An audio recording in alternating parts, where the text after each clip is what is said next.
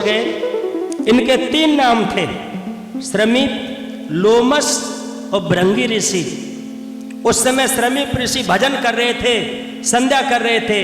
पहले के लोग ऋषि मुनि त्रिकाल संध्या किया करते थे, 3 समय भजन कर रहे हैं। लोमस ऋषि, दोपहरी है, परीक्षत का घोड़ा पहुंच गया।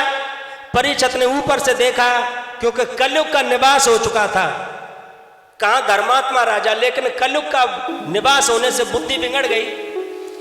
अब घोड़े पर बैठे बैठे क्या सोचने लगा, इस महात्मा ने हमें देख करके आंखें बंद कर ली। क्यों?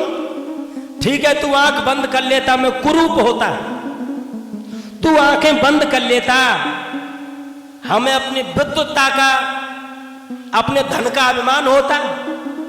आंखें बंद क्यों कर ली? ए लंगोटी वाले, तू समझता नहीं मैं दिल्ली का राजा हूं। घोड़े से नीचे उतर पड़ा, वहीं मरा हुआ सांप पड़ा था बहनाओ। तलवार की नोक से मरा हुआ सांप उठाया और भोले भाले महात्मा के गले में सांप लपेट दिया। समझिए नहीं मालूम पड़ा था परीक्षित को कि इस काल के पर्दे में मेरी मौत मुस्कुरा रही है। चला गया परीक्षित गले में सांप डाल के, महात्मा के गले में। बुद्ध बुदाने लगा, जब तू आंखें खोलेगा अपने कर्मों के परिणाम को जरूर देखेगा। मैं दिल्ली का राजा, तेरी कुटिया पे आया, पानी तक की नहीं पूछी तूने। इधर लोमस ऋषि का बेटा श्रृंगी ऋषि नदी में स्नान कर रहा था। ऋषिपुत्रों ने जाकर के बताया कि भैया तुम तो नहाने में लगे हो, तुम्हारे बूढ़े बाप के गले में दिल्ली का राजा परीक्षित मरा हुआ सांप डाल गया। भक्तों, जो इतना सुना, श्रृंगी ऋषि की धमनियों का गरम गरम खून उबल पड़ा, आंखों में लोह के कतरे आ गए और कहने लगा, इस ब्राह्मण की ज्वाला को तूने अभी समझा नहीं। ब्राह्मण के दिल को दुखाना कितना भारी पड़ जाएगा तुझे। तुझे मेरा बूढ़ा बाप ही मिला था फाक खेलने के लिए, जो मरा हुआ सांप लपेट गया मेरे बाप के गले में। अब इस ब्राह्मण की ज्वाला को समझ। मेरे प्यारे भक्तों, हाथ में जल लिया और जल लेकर के मंत्र पढ़ा, अब जल को छोड़ दिया।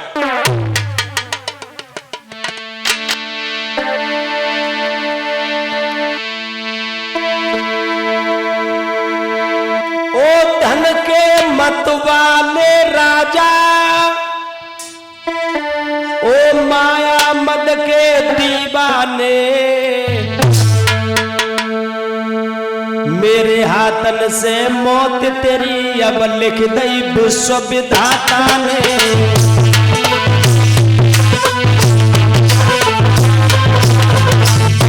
तेरी मौत मेरे हाथों से लिखी है। और क्या श्राप दिया परीक्षित को? वही सांप पकड़ के बोला, ए नागराज तू जिंदा हो जा, बस सावधान ओ तक्षक जीव तो हो जाना। 8वें रोज इस पापी को दुनिया से यमपुर पहुंचाना।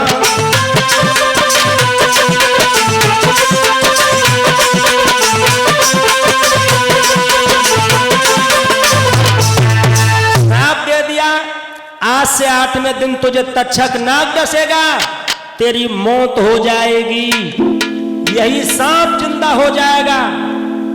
समझना, सबसे लड़ना भैया, सबसे लड़ना, फक्कड़ की टक्कर में मत आ जाना। ए भक्तों, इन महात्माओं की बेआवाज की लाठी होती है। इन महात्माओं की लाठी में आवाज नहीं होती। भाला बाले से तो बच जाओगे, लेकिन माला बाले की चोट नहीं झेलेगी। ध्यान रखिए। देखिए परीक्षित की दुनिया उजड़ गई। एक बात और बताऊं भक्तों, यह श्राप परीक्षित को ही नहीं लगा है, यह श्राप हमें तुम्हें सबको लगा है। बहनाओं, यह श्राप तुम्हें भी लगा है। भाइयों, यह श्राप तुम्हें भी लगा है, यह श्राप मुझको भी लगा है, सारे संसार को श्राप लगा है। हम और आप 7 ही दिन में पैदा होते हैं और 7 ही दिन में मौत के मुंह में चले जाते हैं। 8वां दिन किसी के लिए नया बन के नहीं आया जिसमें उसका जन्म या मौत होती हो।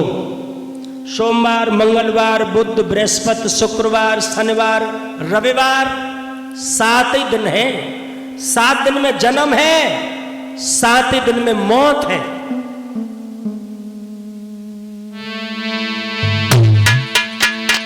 श्रोताओं, जिस दिन मौत की शहजादी आएगी, सज धज के जिस दिन मौत की शहजादी आएगी, तब ना सोना काम आएगा न चांदी आएगी, तब ना सोना काम आएगा न चांदी आएगी, तब ना सोना काम आएगा न चांदी आएगी। सज धज के जादन मौत की शहजादी आएगी, तब ना सोना काम आएगा न चांदी आएगी, तब ना सोना काम आएगा न चांदी आएगी, तब ना सोना काम आएगा न चांदी आएगी।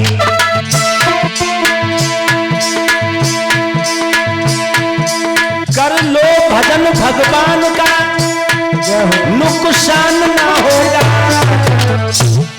ओ भैया, सबके जीवन में जे आंधी आएगी, तब ना सोना काम आएगा ना चांदी आएगी, तब ना सोना काम आएगा ना चांदी आएगी।